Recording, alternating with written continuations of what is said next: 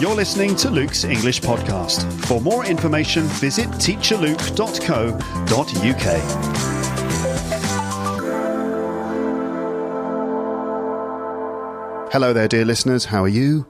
Welcome to the podcast. Hope you're doing all right. Here we go again with a new episode. And I am talking to you while I'm walking around at this point. You might be able to tell a slight difference in the usual sound quality. I don't know. Can you? But if you can tell a difference in the general sound, that's because I'm walking around with... What, Luke? What? Think, Thompson. Come on.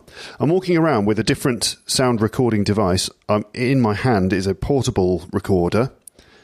Which one is it specifically, Luke? Okay, well, if you're a tech head, if you like the technology stuff, if you want to know what equipment I'm using, at this moment I'm using a Zoom H1N, and that's Zoom, the company that makes microphones and recorders and things.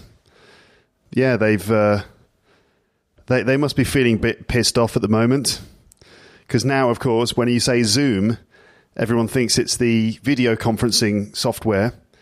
But no, Zoom, even before the lockdown and when everyone started using that as video conferencing software for their calls, I can't really tell the difference between that Zoom and other forms of video conferencing software. I don't know why Zoom became the standard software to use. But anyway, I'm sure someone will be like, well, actually, Luke, the reason is because of the da-da-da-da-da. Okay, fine. But before the lockdown, when everyone started using Zoom for their video calls, there was another company, I mean, there still is, but another company also called Zoom that makes microphones and things like that.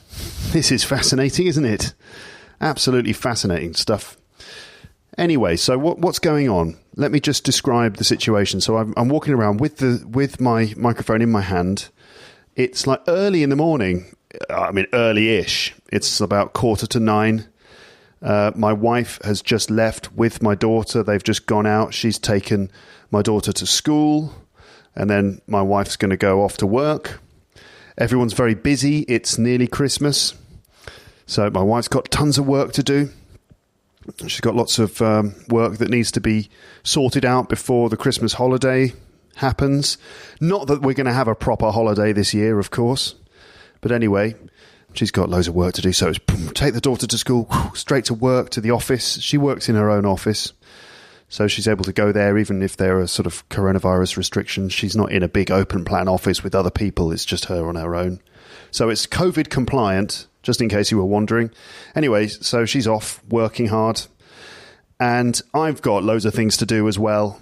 I'm not going to bore you with all the details, but you can imagine it's probably the same story for you. I mean, as you approach Christmas, you kind of realize, oh my goodness, Christmas is in, about a week or something. I've got to make sure I'm ready. I've got to get all the Christmas shopping done. I've got to do X, Y, and Z. There's lots of things to do. So I thought I'd start early today, and I can kind of multitask a little bit, which means I can kind of potter around the flat while talking to you, doing little bits and pieces as I go around, like kind of tidying up a little bit, tidying up the general mess that you get after a morning. I don't know if you've got kids. If you do, you'll know. If you don't, I'm sure you can imagine that often in the morning it's a bit of a mad rush, right? Get dressed, go, breakfast, eat the toast, eat, bam, bam, bam, and then, right, brush your teeth, go. It's a bit of a mad struggle sometimes to get everything done and to get the child ready to go to school in time. Being late for school is not an option. So you end up with lots of mess everywhere. Okay, all right. Okay, so you get the idea. I'm sort of wandering around. I'm on my feet. Now, the main thing, actually, that I want to do in this episode, I think the title of the episode is probably WISBOLEP competition results. So I've got to do that. I've got to do that first, okay?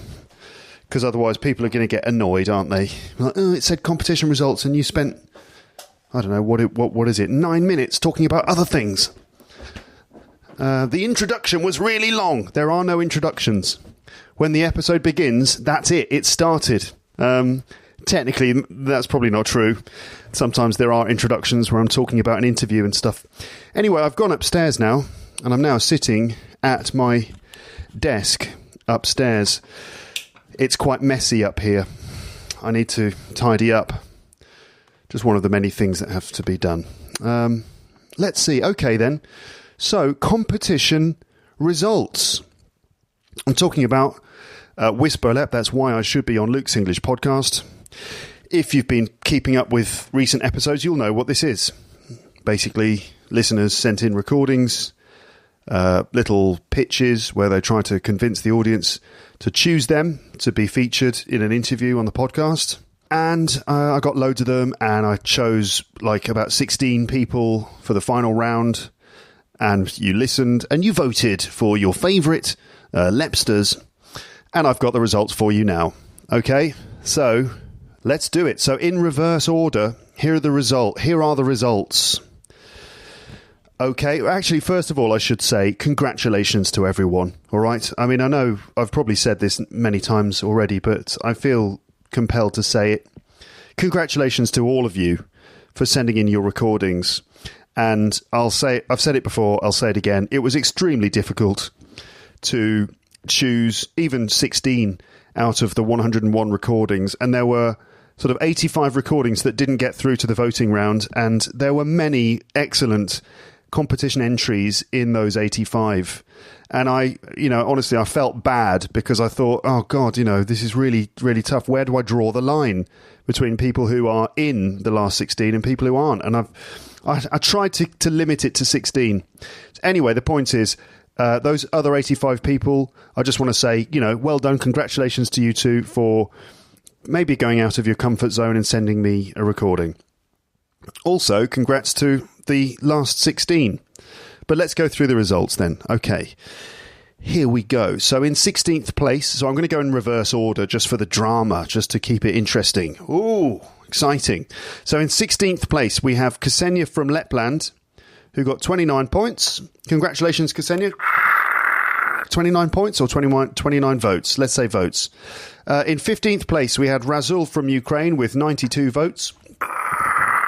That's, by the way, that's the sound of an audience of people clapping. It's not just me going all weird. Razul from Ukraine was in 15th place with 92 votes. Then we've got joint 13th place. That means these two people got the same number of votes, which means that they take up the 13th and 14th positions, but they're actually joint 13th place. You understand? Yes, we understand. Okay, good. So in joint 13th place, we have Patrick from Lapland and Lisan from Russia, both of whom received 113 votes. 12th place, Evgenia from Russia with 120 votes. Am I going to do that for all of them? Maybe I'll just do a very, very big one at the end for everybody. So that was 12th place, Evgenia from Russia. In 11th place, we have Priscilla from Indonesia with 121 points. Then in 10th place, Ezio from China with 137 votes. Okay, so in 9th place then, we have Vladimir from Moscow, who received 154 votes. Then in 8th place, there's Vadim from Russia with 173 votes. You see the way the number of votes is going up? Yeah, it's clever, isn't it, the way that happens? What? What do you mean, Luke? I don't know. What? Okay, it's a bit early. I need another cup of tea.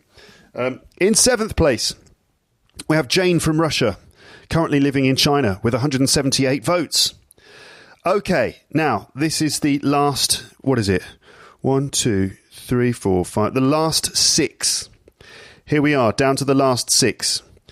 And the number of votes jumps up here quite a lot. So we've got, in 6th place, Michael from Poland with 300 votes. Congratulations, Michael.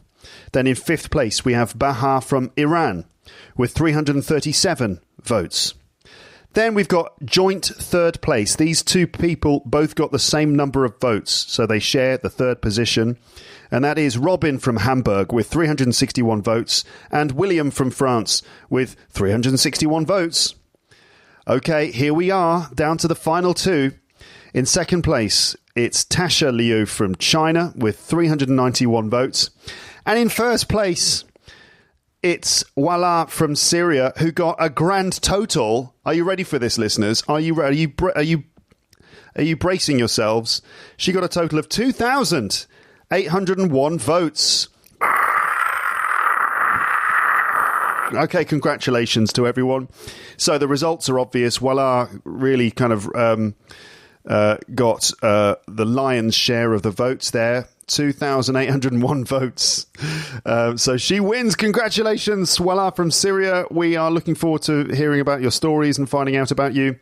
Second place, Tasha Liu from China. Robin from Hamburg and William from France in joint third place. Baha from Iran in fifth place. And Michael from Poland in sixth place. Now, I feel... Again, I've got to make a decision, and I'm sort of kind of thinking, oh my goodness, why did I do this competition? It's wonderful to celebrate my listeners, but on the other hand, I just keep giving myself these really difficult decisions. But it's okay.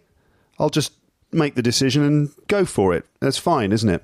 So what I'm thinking is, and, you know, reading a lot of comments and things on the website and stuff, everyone's fascinating. Everyone's got really interesting stories and really interesting things to say. I can't talk to absolutely everyone, but it's really hard to not talk to a lot of people. So you know what I'm going to do? I'm going to find a way to talk to the top 6 people.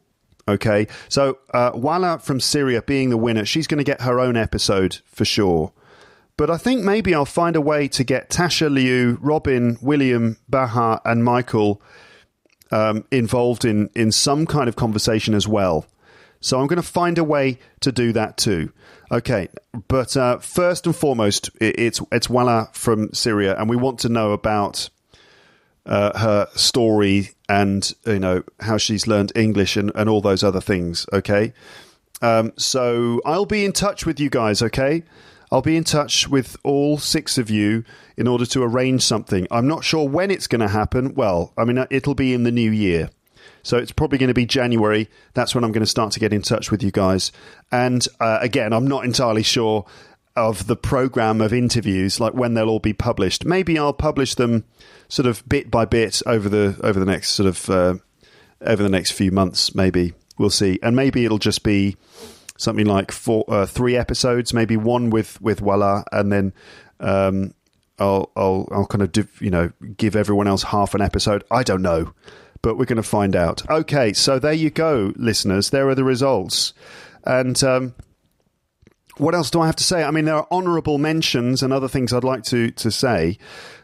So I wanted to say this. So Zdenek Lucas, who you might know from Zdenek's English podcast, he commented on the episode by saying this. He said, "Oh my God, I know you said connection, not perfection, but this is perfection. I love all those recordings to bits." If you love something to bits, it means you love it a lot. You love it so much that it's in bits. I don't know. I don't understand the idiom either, but it's a nice idiom. So I love all those recordings to bits. How on earth do I choose 5 to vote for? Good luck with that, said Zdenek. And then he said, "Oh, and if any of these people don't happen to win, you're all invited to Zdenek's English podcast as a consolation prize." Wow. Okay, so you heard it here, didn't you, listeners, that Zdenek is inviting. I guess that's the other listeners who got through to the last 16, I suppose, but maybe Zdenek's willing to talk to other people too. I don't know. It's up to him. But maybe some of the other competitors could talk to Zdenek on his podcast. That's up to Zdenek. Again, remember, listeners, the other 85 Lepsters, remember them, please, and do watch the YouTube video. Remember, I made a YouTube video with footage of, like, sort of drone footage of beautiful landscapes from the UK and other places, and sort of street footage, like camera footage of people walking around streets in London and stuff like that. That's the video with the audio of the other 85 other Lepsters. So please do watch that YouTube video. I'm going to make it public on my YouTube channel, I think, so you'll be able to listen to it. Okay, so please do that. That would be nice. What else? I also wanted to do a couple of other mentions of people whose recordings were in the list of 85 people who didn't get through to the last round. So the first one is the Ricky Sandy Show, which I just thought was really funny. I'm going to play it to you now. It's only about a minute and a half. So this is, one of the recordings that didn't make it through, but I just thought it was really funny, and so I'd like to share it with you now. So here it is. This is the Ricky Sandy Show. Here we go. Hello, ladies and gentlemen. Welcome to the Ricky Sandy Show. Today, we have a real special guest, Luke Thompson from Luke's English podcast. For those who don't know who he is, Luke is an English guy who lives in Paris and teaches English. He is a comedian also, and he is the owner of the second most famous podcast for English learners, after this one, of course. Without further ado, I will show a quick summary of our last interview.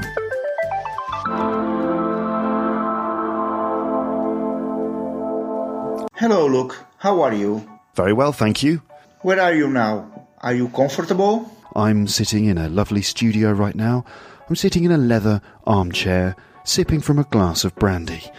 I'm not wearing any trousers. Whoa. Please, go on. Everything's fine. Everything's under control. Everything's smooth because we're in the studio, okay? Okay. Besides teaching English or podcasting, do you have any future project? We're going to plan a bank robbery. Amazing. Who hasn't ever planned a bank robbery? So, who's going to participate on it? My daughter, me, and my wife. Wow, your family rocks. Talking about comedy, what's your favorite gig ever? Definitely the Russian joke. Oh no, don't tell that joke, please.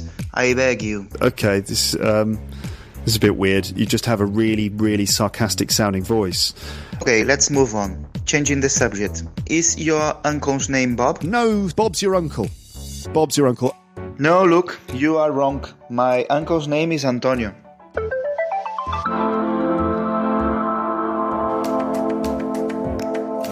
That's it, guys. If you are willing to listen a whole 1 hour interview with Teacher Luke with many other interesting questions, please vote for me. Don't forget to smash that like button, okay? So that was fun, wasn't it? According to, is it Ricardo? I think it's Ricardo. He says that I think he's working on a longer interview as well, which I'm okay with. I'm giving him the thumbs up to do that if he wants to. And maybe if you turn it into a YouTube video, just meaning if you publish it to YouTube, then I'll be easily able to share it on my website. Okay, listeners? Now, I mentioned this before. Those of you who didn't get through, please feel free to record your stories or to record longer sort of rambling monologues in which you can go into more details about the things that you wanted to say on this podcast, but you didn't get the chance to do it because you didn't get chosen. So please feel free to do that. You can record yourselves. You could record audio or video, put it onto YouTube, and then share the YouTube video with me, and I can put it on what will be the listeners page on my website. But I can only do that if you upload it to YouTube or something similar first, okay? I can't do all of that stuff. You know, there's only a certain amount of stuff I can do. I can't be responsible for uploading all your content and managing all of the uploading and the hosting and stuff like that. I can't do that. But if you have a YouTube link, I'll happily share it on the website. And if you're wondering, how do I make a YouTube video out of an audio file? There is a website called tunestotube.com. tunestotube.com, tunestotube.com. And if you've got a Google account, you can sign in to tunestotube.com and then upload an MP3. So you'll need to turn your audio file into an MP3, upload it to tunestotube.com with an image, and that'll turn your audio file into a YouTube video with a picture on it. Okay, so there you go. tunestotube.com is what you could use to get your audio file onto YouTube, and then you can share it with me. and maybe Ricardo could do that too. Anyway, what else did I want to say? Okay, another one from the 85 Lepsters who didn't make it through is Keiko from Japan. And basically, Keiko, hello. If you're listening to this, I hope you are listening to this. I would like to just ask you if you can share the results of your survey, because I'm kind of curious about it. So, listeners, what happened? And you'll hear this if you check out that video of the 85 other Lepsters. And by the way, if you do check out that video, you'll see in the show notes on YouTube there are time codes for all the different people. So you can find Keiko and just click on the time code. It'll help you. You can just jump straight to her part of the recording. So what happened is Keiko did a survey, and the survey was about whether people could match my voice to my face. You see, because Keiko thinks that I've got a sexy voice, and she thinks that I'm handsome, which is obviously very flattering and nice. Thank you, Keiko, for saying nice things about me. But she was curious to see if people could match my voice to my face. Okay, now this is obviously a very... what's the word for it? Very sort of it's very good for my ego, this particular competition entry. Maybe that's why I'm so interested in it. I don't know. But what she did in her survey is she let people listen to a clip from Luke's English podcast. Then she showed them 5 photos of very handsome men, including Luke. And those are her words. You see, because I'm a very handsome man as well. And she asked who she thought was the real Luke. Sorry, she asked them who they thought was the real Luke. You got it? So they listened to the respondents to the survey, listened to some audio of me talking. Then Keiko showed them 5 photos of handsome men, including me. And could they work out who was the real me? Can people tell my face by listening to my voice? Which photos? So I'm curious to know the results of the survey, Keiko. Were people able to identify me by my voice? Do you think my voice matches my face? Which photos did you use in the survey, Keiko? I'd like to know the other faces that you showed the respondents. Naturally, I'm very curious about this, partly because it's flattering and it's quite good for my ego. But I'm curious to know if my face matches my voice. People often write, and I've said this before, people often write in YouTube comments and stuff when they see my face. They're like, oh my God, this is the first time I've seen your face. And usually people say things like, I thought that you would be older, or I thought that you would be fatter than you are. So people think I'm old. My voice apparently is older and fatter than my face. So I don't know what's going on there. Do I have an old and fat voice? I don't know. Maybe it's the sort of the audio quality, because I'm using, Zoom microphones. Luke's English podcast, sponsored by Zoom. It's not sponsored by Zoom, but Zoom, if you are listening, my Zoom H5 is getting old now, and I could do with a replacement. Just saying. Anyway, because I use fairly decent recording equipment and sort of quite good microphones, it makes my voice sound quite deep on the recording, doesn't it? So maybe that's why you think my voice is fat. I don't know. I just wanted to also mention some other stuff here. So let's see. I'm thinking. While I was doing the competition episodes, I was kind of thinking, this is great. I love celebrating my audience. But I did think to myself, I think that some people listening to this won't be interested and they'll think it's all a terrible idea. And these are the sorts of people who don't ever want to hear the voices of non-native English speakers on the podcast. And every now and then I get someone commenting, someone telling me things I don't know, someone, thinking that I don't know and that I need to be told. And they usually say, maybe you don't realize, Luke, but the reason that people listen to you is because you speak with nice, clear English received pronunciation.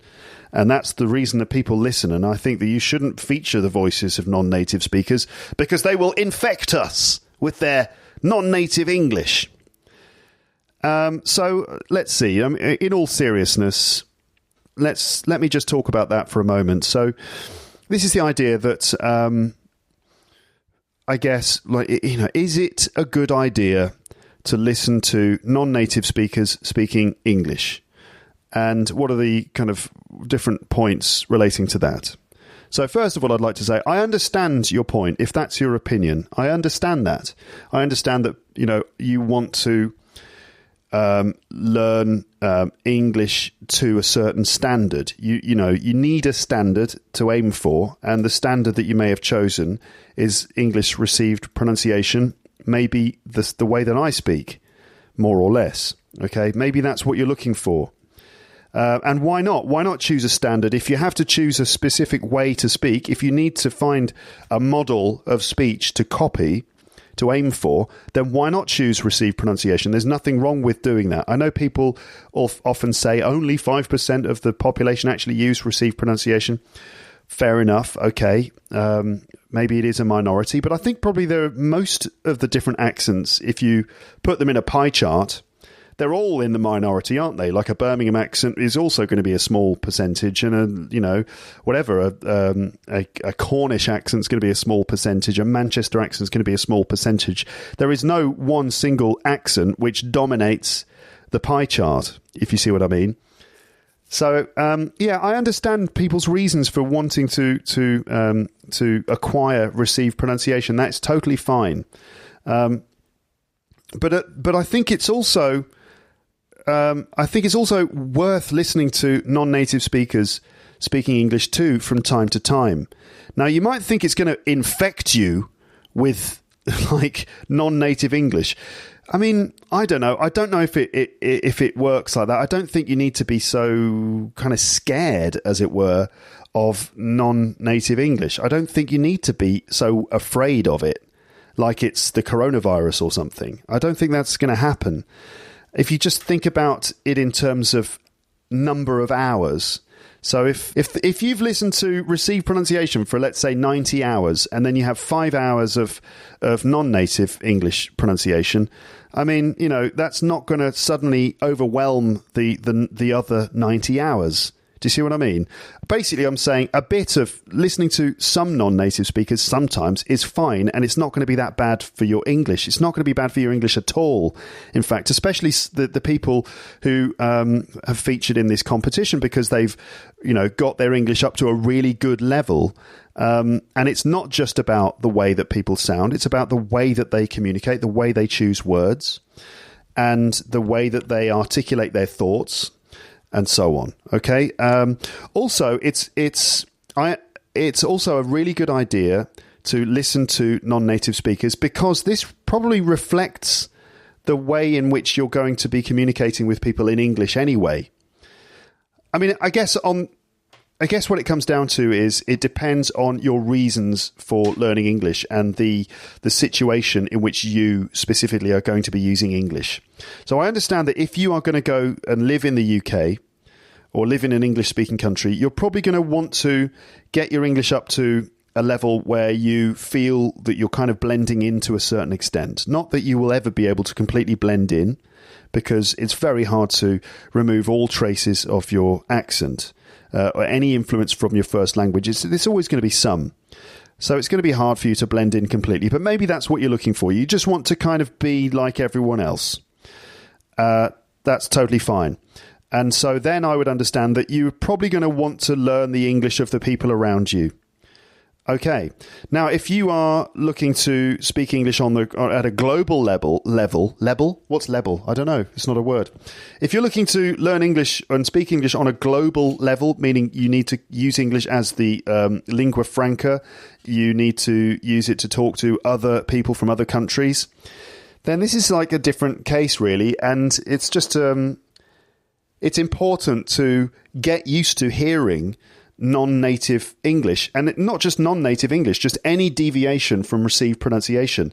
You need to be able to listen to that and understand that too, because the vast majority of people in the world using English will use it without received pronunciation. That if you want to do business, if you want to do any kind of diplomacy work, academic work, or even just socializing with people internationally, then you're going to have to, A, get used to hearing English spoken by other nationalities or, speakers of other languages, and B, kind of learn to accept it. Because if you if you run away screaming every time anyone... Well, either if you run away screaming whenever you hear a non-native English speaker speaking, or if it bothers you so much that you kind of go on the attack and start criticizing them for it, you're not going to get very far in life, especially when English is a global language. So, okay, so first of all, I think it's not going to be that bad for your English or anything. And in fact, that's even sort of rude to suggest that. I'm always disappointed when I see those sorts of comments because I just think they're not very nice. But also, it's actually very useful to listen to non-native speakers because it helps you to get used to hearing English as it is spoken in the world. Okay, and if you have only a narrow exposure to a certain type of English, even if that is the standard that you're looking for, but if your exposure to English is only me and only my voice, then, it's not actually going to be good for your skills. Your skills are not going to be so broad. Okay, that's it. Rant over. The rant is over. I'm essentially kind of justifying having these guests on my podcast. I don't need to justify it. This is my podcast. I do whatever I want. I'm a professional. I've been doing this for 20 years. I've got a particular set of skills, okay? So trust me, please. Everyone, I know most of you are like, it's okay, Luke. We totally agree with you. We're all on board. Everything's great. And then there's just one person who's like, well, doesn't matter what you say, Luke. I will disagree with you anyway, just because that's just who I am. Okay, that's fine. Everything's okay in podcast land. It's all good in the hood. Okay? Are we all good? Are we okay? We're okay. Good. All right. Anyway, there we go. What else did I want to say? Did I want to say anything else? Let me leave my computer now, and I'm going to go downstairs and make myself a cup of tea. I'll talk to you a little bit more. How long have I been talking now? Oh, it's nearly 30 minutes. So I'm going downstairs now, giving you a little tour of my flat. The flat that I wonder how long we're going to be able to stay in this flat. I'm going to get very personal with you now. Little personal window into the life of Luke. Are you interested? I don't know. Maybe. So, yes, it's a lovely flat that we have, but we rent it. It's a rental. So we pay quite a lot of money every month to rent this place. And as you may know, renting isn't really a great long-term situation, is it? Because ultimately you want to own your own property. You need to own your own property because if you're renting, it's basically money. You're just throwing money down the drain every month. That rent just goes down the drain because it's not an investment. You never get that rent back in any sense. But if you own a property, at least you own the place, and the value of that place hopefully is rising, and you have equity. You have the value of the property that you own. And if you need the cash, if you ever need the money, you can sell the place and get the cash, which you can then spend on food or other important things. And the idea being that also is that the property rises in value slowly over time, and that after a certain number of years you can sell it and maybe buy another place that could be bigger. You might need to move. You might need to move to a slightly cheaper area. But the idea is that owning your own place is an investment. Even if you have to borrow money, if you have to take out a mortgage to buy the place, at least when you're paying money back to the mortgage, it's like still an investment. Because ultimately, after 20 years or 25 years, when you've paid off the mortgage, the property is yours. You own 100% of the equity of the property. And again, it's like having capital. It's like having a good asset. Okay, so owning a place is an investment. So we really need to make that investment because every month we're paying loads of rent and it's just all going down the drain. And it's not a good situation to be in. So what am I saying? What I'm saying is that we're looking for a place to live. We're looking for a place to buy, And because we live in Paris, God, property prices in this city are crazy. Any of the big cities, any of the big metropolitan cities like, think London, New York, Paris, places like this, the property prices are extraordinary. And so it's pretty tricky. Basically, long story short, we're going to have to downsize. in order to buy a place, we're going to need to move into a place that's smaller, okay? And that means probably, well, first of all, it means that we're going to have to reduce the amount of stuff we have, like the number of possessions that we have. We're going to have to try and reduce that quite significantly and do the whole Marie Kondo minimal living. Do you know about Marie Kondo? Marie Kondo is a Japanese writer. She wrote a book. I've got it here. The book is The Life-Changing Magic of Tidying by Marie Kondo. I think there's a Netflix series with her in it as well, a documentary series. And the book it says, a simple, effective way to banish clutter forever. Clutter is just the stuff that you have in your home that just kind of gets in the way. Like if you've got a table, I'm going to make a prediction about your home. I predict that you've got a table, probably in the kitchen or the dining room or your main living room. There's a table, and that table is covered in clutter. Am I right? Like this table. Now, my wife probably won't be happy about me sharing this information, but I'm going to do it anyway to prove a point about clutter, to explain what clutter is. So our table in the kitchen, we've got a sort of a... it's a kind of a metal jug which is being used as a vase with some eucalyptus leaves. There's branches of eucalyptus leaves on it. We've got several books. There's a couple of piles of paper. There are some Christmas lights that we haven't put up. There's a pair of broken glasses. There's a pack of cards. There's my dad's book. There's some more Christmas decorations. There's some pens that my daughter was using to do some colouring. And other bits and pieces, just general clutter all over the tables. A pair of headphones, some more papers. That's clutter, just stuff that's lying around. So we're going to have to reduce the clutter. Anyway, I was talking about Marie Kondo's book. Basically, if we move into a smaller place, we'll need to find a way to live in a more minimal way. So the book, The Life-Changing Magic of Tidying by Marie Kondo, it says on the back, transform your home into a permanent, tidy, clutter-free space and be amazed at how your whole life changes. So this is what we're going to have to learn from. Japan's expert declutterer. So if you declutter something, it means you remove all the clutter. Remember, the clutter is just stuff that kind of gets in the way.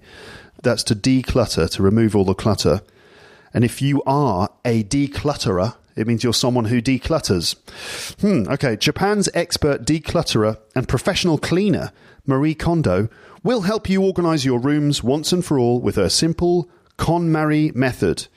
The key to successful tidying is tackling your home in the correct order, keeping only what you really love and doing it all at once. This incredibly easy method will not just transform your space, it will change you too. What, the band? Are they going to release a new album, but like an acoustic album? Yeah, it changed you too. I decluttered my space, and it didn't just change my home, it changed you too. And they became a reggae band. What are you talking about, Luke? Just a joke. Just a joke. No, it meaning, obviously, it'll change me too. That's what this means.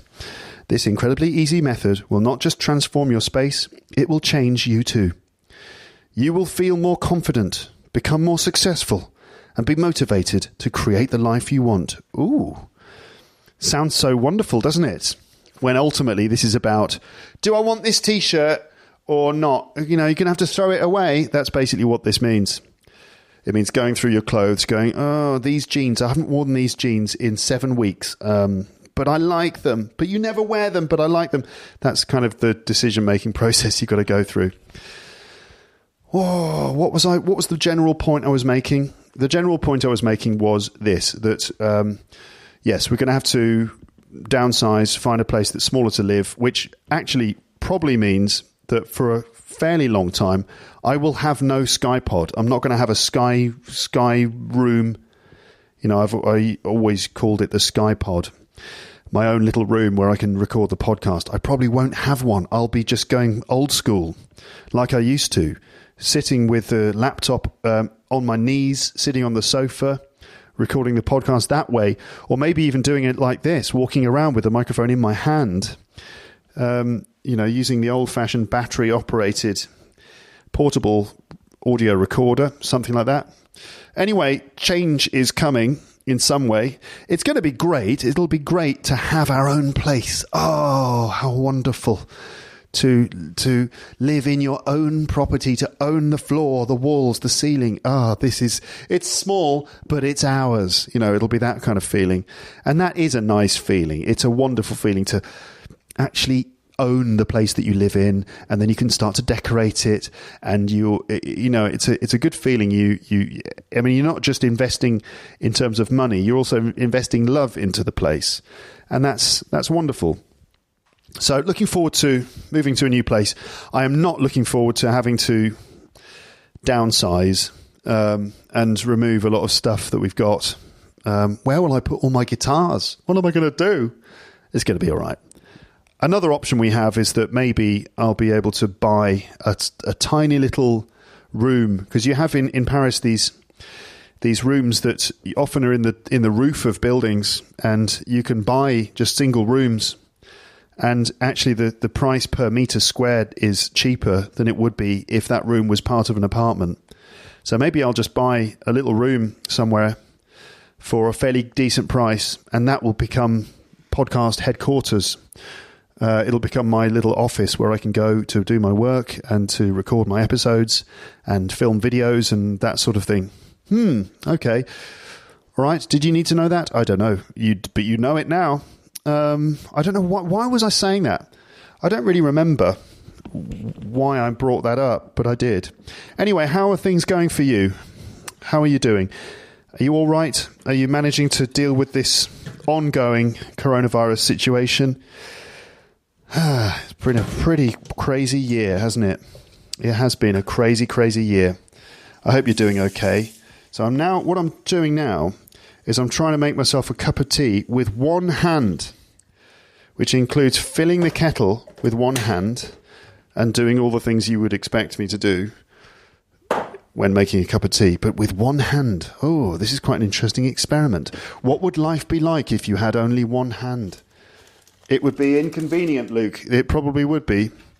I don't know have you ever done that, or do you ever do that sort of thing? Like, kind of imagine that you've got some kind of disability, just to see what it would be like. It does make you much more sympathetic to people who suffer from some kind of physical impairment. Like, have you ever, wondered what it's like to be completely blind? And just closed your eyes and tried to find your way around your own flat with your eyes closed. It's quite an interesting experiment. Like, oh, where am I? And you kind of feel your way along the wall, and you end up walking around trying not to bump into the furniture. I'm not going to make a cup of tea with my eyes closed. That would be very unwise, especially because it involves boiling water. But imagine what it must be like to be blind. It must be crazy. Talking of blind people, now I'm getting very, very rambly here. Talking of blind people, I've been watching on YouTube mainly clips of a classic series of Japanese samurai films called Zatoichi. Do you know Zatoichi, the blind swordsman? Oh my God, amazing stuff. So, I don't know, if you're interested in watching some cool stuff online, Zatoichi films are flipping brilliant. So this is connected to what I was saying, because Zatoichi, this basic story is that Zatoichi is a blind man. I think it's from the kind of period in Japan when samurais were wandering around, that kind of period, the classic Japanese samurai period. And there are lots of samurai films. They're a bit like westerns, like cowboy films in America, samurai films in Japan. They're very similar, really. And so Zatoichi is a blind masseur. He's a guy who gives massages. That is his trade. And he kind of wanders around from village to village, offering his services as a massage artist, massaging people who need massages. And he's a very simple guy, gentle guy who people maybe don't realise people don't realise that there's a lot more to this guy than meets the eye. He seems to be gentle, maybe kind of slow, harmless, blind masseur. And he normally wanders into town and he gets involved in some kind of injustice that's going on. He kind of notices that there's some sort of injustice going on, like maybe the local gangsters. Maybe the local gangsters are throwing their weight around and causing trouble in the village and doing evil things. And maybe there's a girl involved, and potentially the girl is going to get drawn into a dangerous mafia situation. And Zatoichi kind of notices what's going on. And he uses his amazing sword fighting skills to fight the bad guys, basically. And the cool thing about him is, because he's blind, although he's blind, he's still an incredible swordsman and much better than everyone else. And the cool thing is that, I guess, they say, don't they, that blind people, the other senses kind of become more sensitive in order to accommodate for the fact that the eyes, can't see. And so you get the sense with Zatoichi, he's using his hearing and he's using other senses, maybe his sense of smell, in order to read the room, to read the situation, and to be able to fight. And he's almost like superhuman in his abilities. If you think about it too much, it's a bit ridiculous, but it's done so well. The films are so well directed, and the actor, I'm afraid I don't know his name, but the actor who plays Zatoichi is so wonderful, and he seems to be so skillful with a sword, even just I know it's just a film, but I mean, he seems to be so amazing at, the way he flicks the sword around, and the fight scenes happen really quickly. There'll be a lot of slow tension where Zatoichi is sitting in some izakaya surrounded by slightly threatening bad guys, and Zatoichi's pretending to be simple and slow and laughing and stuff like that, and they are threatening him, and then his sword comes out, flashes, and everyone's like, "Oh, Nani, what happened?" And then the candle that was on the table in the middle of the room suddenly splits in half. And you realise that in that flash of action, he chopped the candle in half and put his sword back in. And everyone's like, "Oh!" like that. And then they realise, oh my God, this guy is really dangerous. Anyway, usually he kind of saves the day in some way. Usually he sort of solves the crime or kills the bad guys and brings justice back to the town. It's very nice, a bit like Sherlock Holmes stories, in the way that they are always the same kind of structure every time, and they're based around an extraordinary hero. Anyway, Zatoichi, the blind swordsman. Check out Zatoichi on YouTube. There was, I guess, when was it? Maybe in 2005, something like that. There was a new Zatoichi film with what was his name? Beat Takeshi, who's like this Japanese filmmaker. I haven't seen that one, but I think it's quite good. Anyway, I just wanted to give a shout out to all of the Zatoichi fans out there. And if you haven't seen any Zatoichi films, then check them out. You obviously need to find ones that have English subtitles, but they can be very enjoyable. There you go. Why did I mention that? That's it, because I sometimes wonder what it's like to be blind.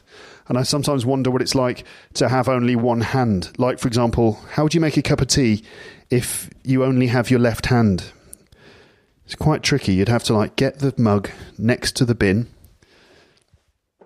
open the bin with your foot, fish out the tea bag with your left hand, make sure it doesn't drip anywhere. I mean, it's the least of your troubles, isn't it, really? Making a cup of tea is like the least of your worries if you've only got one hand. I'm sure there are other things. How do you put on a shirt? Just wondering. If any listeners have only one hand, then first of all, you have all my sympathies. But secondly, what's it like? Does it make life really, really tricky, or have you learnt to live with it now? Probably a stupid question, isn't it? Probably is. Yeah. Anyway, that's what I've been wondering. So, okay, podcast information for the Christmas period. Let me just kind of tell you what might be coming up. I don't really know, to be honest, over the next 2, 3, 4 weeks. I'm not entirely sure because things are up in the air. But I will say this, that we are not going back to the UK for Christmas this year, which is a great pity. Obviously, I'm not happy about that. I'm not going to be able to see my family. I won't be able to have Christmas dinner with my mum and dad and my brother, which is a great pity. My wife is also very sad about that because she loves going back to the UK for Christmas too. And we're hoping to see the French side of the family, but we're not entirely sure how that's going to work. Obviously, coronavirus is making things very difficult. Everyone's got to make decisions. Should we go and see the family? Should we not?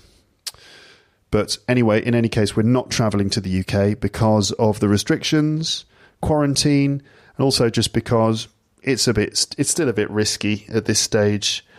The infection rate in both France and the UK is high, and we don't want to risk it. I mean, I really don't want to bring COVID-19 into my parents' house.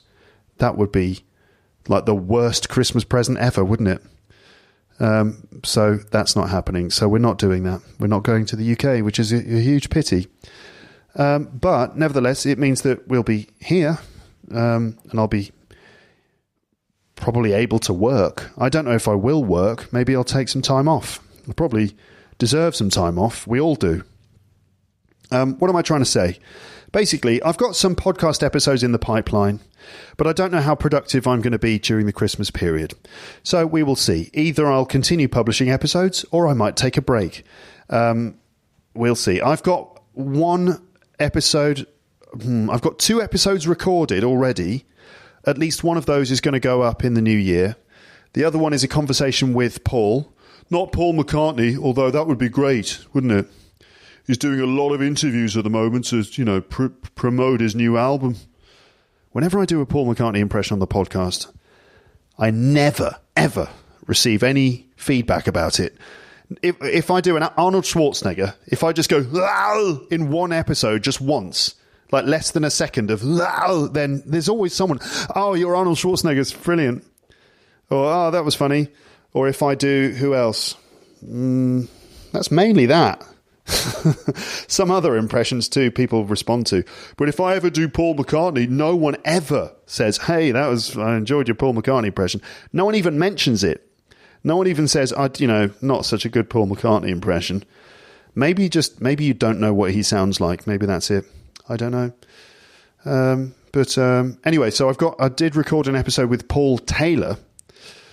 And a little bit of Amber as well. Which bits, Luke? Which bit of Amber exactly? I mean, a few minutes of Amber too. So Amber and Paul will be on the podcast, mainly Paul, with a hint of Amber in there too. So that episode is recorded and it will be uploaded sort of soon. Okay. But other than that, we'll see. I mean, I'd like to call my brother. I'd like to call my mum, my dad, and speak to them. Maybe we'll do some kind of Christmas podcast. I want to talk to my dad about what the hell is going on in the UK with Brexit and all the other stuff, the Rick Thompson report. So we'll see. I mean, this is not that informative, is it, ladies and gentlemen? As I get the milk from the fridge. Yes, milk. This is not that informative because I'm basically saying, I might do some episodes, I might not. We'll see. It's like, oh, great. Thanks, Luke. That's really clarified things for us. That's really cleared things up. We really appreciate that. All right. Anyway, what about a special Christmas episode, Luke? I don't know. I don't know what's going to happen. Everything's up in the air. Yeah. Okay. Is there anything else I wanted to say to you in this rambly episode? I don't know. I don't think so. I don't think there is. I'm just going to take my cup of tea upstairs. I know that at least one person is going, can you tell us how you made your cup of tea? Okay. I've said this before many times, but I'm going to give you the very quick version. tea bag in a mug. And this is the express version. I know some purists out there will be shocked that I'm not using loose leaf tea and a teapot. I do have loose leaf tea. You know, loose leaf tea. That's just a bag of tea that you use a spoon and you pour some into a whatever. So I do have some loose leaf tea and a teapot, but I don't always do it like that. Anyway, so tea bags. Which tea bags? I'm using the Marks and Spencer's breakfast tea bags that you can buy from Marks and Spencer's. A perfectly decent tea bag, that is. Tea bag in the mug. Boil the water, fresh water. Okay, it's new water. I mean, from the tap, not pre-boiled. So fresh water in the tap. Boil it, obviously, and when the water is boiling, fully boiling, you pour the boiling water onto the tea bag. You leave it for a few minutes, 3-4 minutes, until the water's nice dark brown colour. Fish out the tea bag, boom, in the bin. Milk, okay, and enough milk so it goes a nice sort of tan colour, not too light. It should be a sort of a nice tan sort of colour, okay. Imagine like someone who's got a really, really good suntan, like that. So not pale, not like my pale wintry skin. If that's what your tea looks like, then you've done something wrong. You've used the wrong tea bags or something like that. So it should have a fairly nice dark tan kind of colour. And then that is it. And you just sort of like leave it until it's cool enough for you to be able to drink it. And then you drink it. You know how to do that, don't you?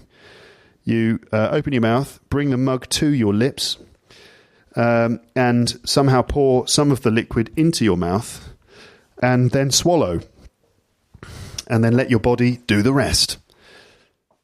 Okay, did that answer your question about how I make tea? It did? Good. Right, I'm just going back upstairs. I'm going to sit down in front of my computer again.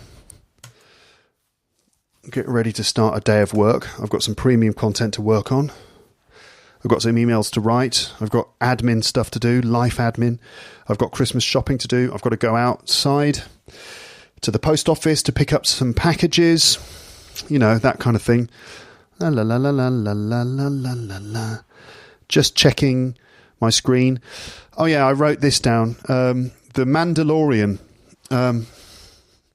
Star Wars fans, hello. You're probably wondering why I haven't talked about The Mandalorian yet, and I would like to talk about it.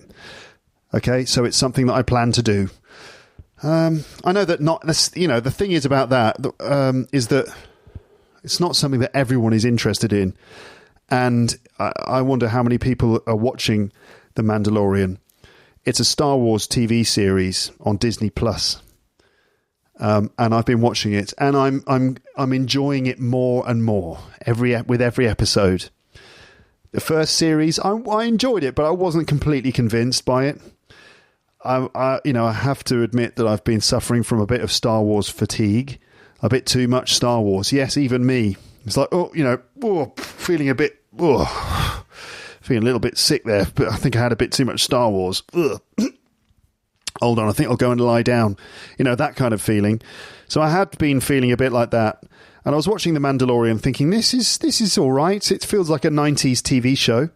It feels a bit like a TV show from the 90s, you know, in it somehow. But it's got nice Star Wars sound effects. And actually, I'm enjoying it more and more. I won't say much more about it now. But the recent episodes in season 2, and I think we're on to chapter 15 now, a certain character from old Star Wars films has returned in their iconic ship, and that's great. To be honest, I'm really enjoying it now. I must do a proper episode about it where I talk about it in depth for those people who want to hear me talking about it in depth. So that's an idea that's certainly in the pipeline. Okay, so I just wanted to mention that just in case you've been wondering. That is pretty much it for this. Okay, thank you so much for listening to my podcast. I'm going to make a sort of end of year announcement now. There'll be another episode in which I say similar things, but still, I will say 2020 has been a very weird year, hasn't it? It's been an extremely weird and complicated year. It's been very hard for a lot of people. I hope that you've been okay out there in podcast land. I hope that despite the difficulties and the weird atmosphere that we've all been living in, that you still find a way to have a positive end of the year. I hope you still manage to connect with the people you love in some way, even if it is just on Zoom. It's not the same, but it's better than nothing. And I don't know, let's just hope that things improve. I mean, several positive signs, the vaccines that have arrived, I mean, with incredible speed.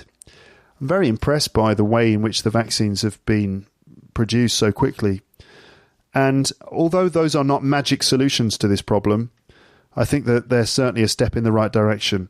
And so that's something to feel good about, I guess.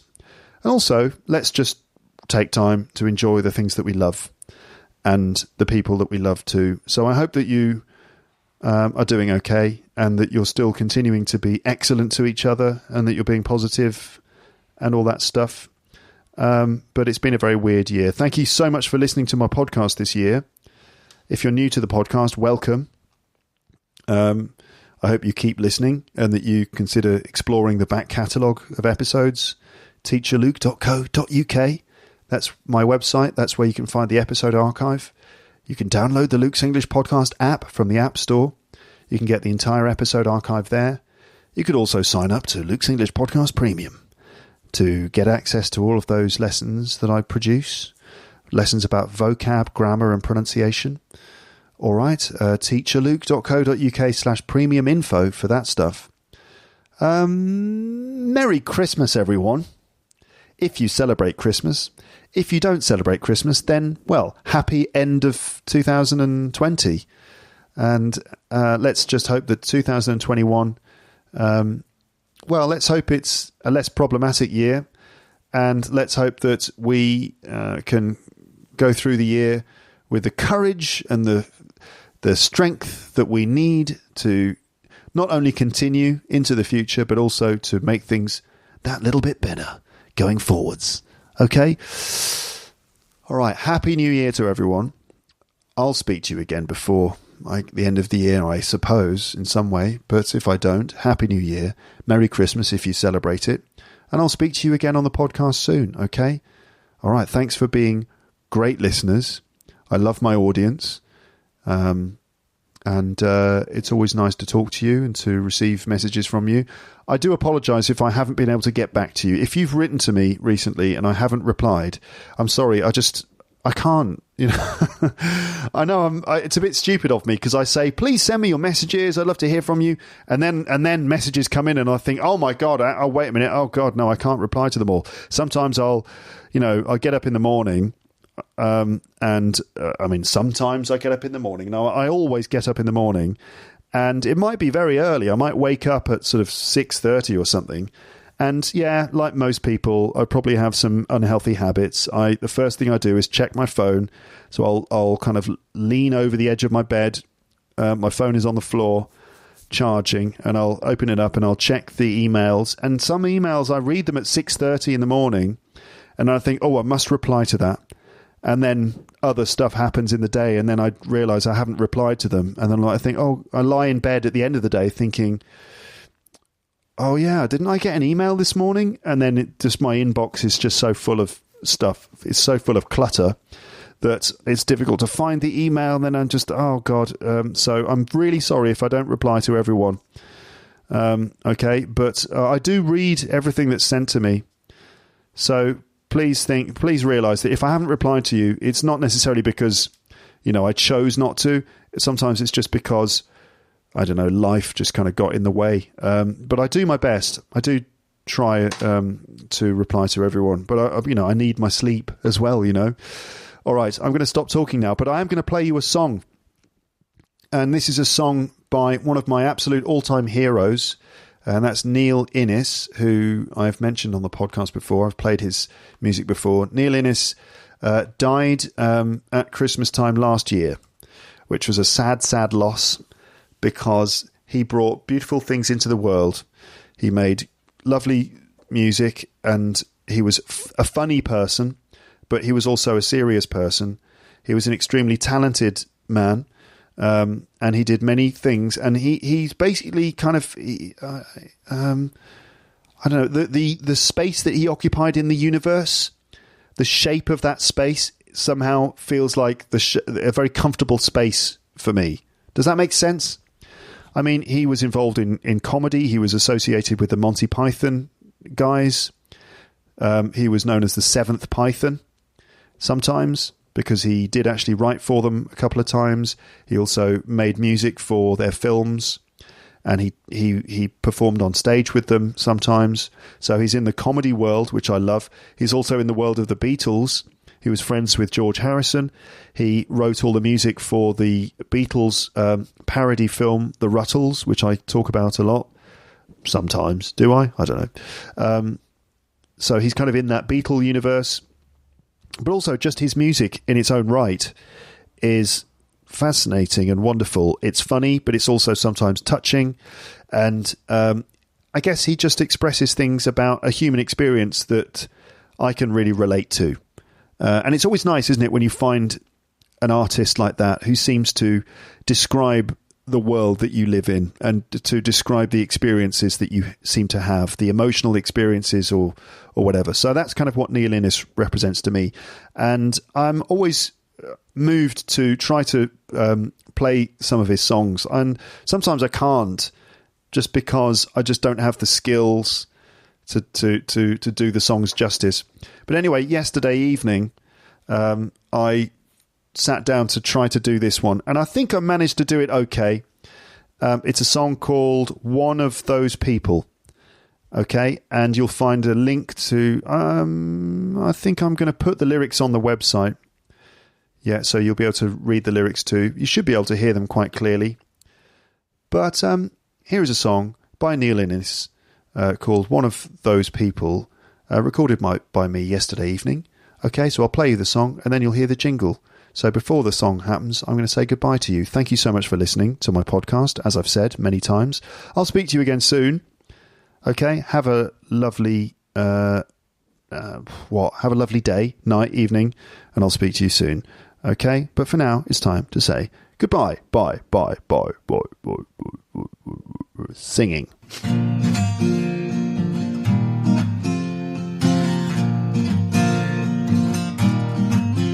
I'm just one of those people who want to feel good all the time.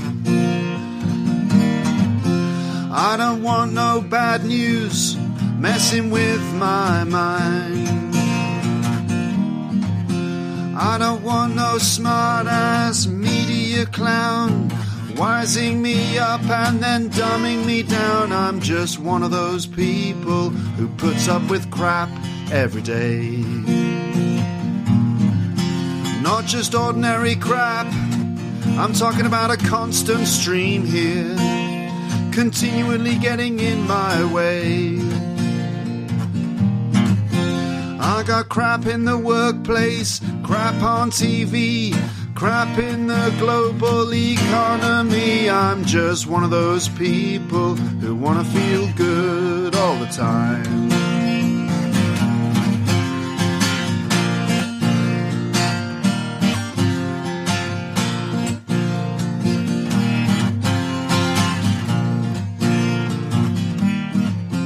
I'm just one of those people who want to feel good all the time. Oh Lord, I ask you, is it such a crime? The last thing I need is a feeling of guilt when I'm wading through treacle on balsa wood stilts. I'm just one of those people who some people call paranoid. Well, who isn't these days? It's hard to tell, when so many people have so many good reasons to feel more than just a little annoyed. But what can you do when you're sure somebody is fooling around with your reality? I'm just one of those people who some people call paranoid.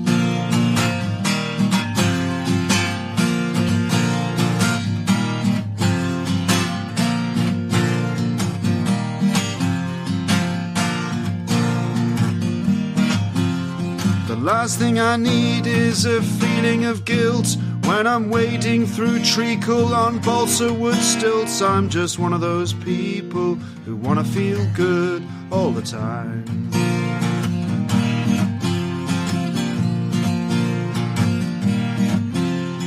What can you do when you're sure somebody is fooling around with your reality? I'm just one of those people who want to feel good all the time. I want to feel good all the time. I want to feel good all the time.